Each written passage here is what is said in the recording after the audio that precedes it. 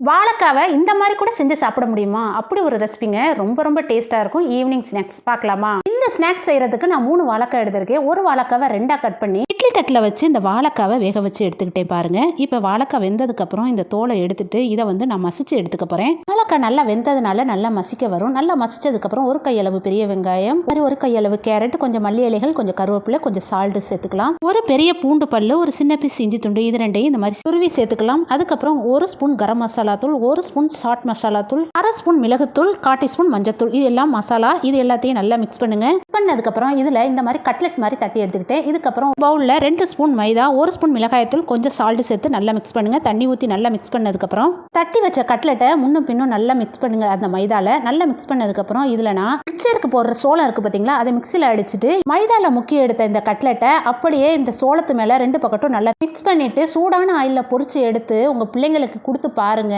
இன்னும் கொஞ்சம் தாங்க, இன்னும் கொஞ்சம் தாங்கன்னு கேட்பாங்க.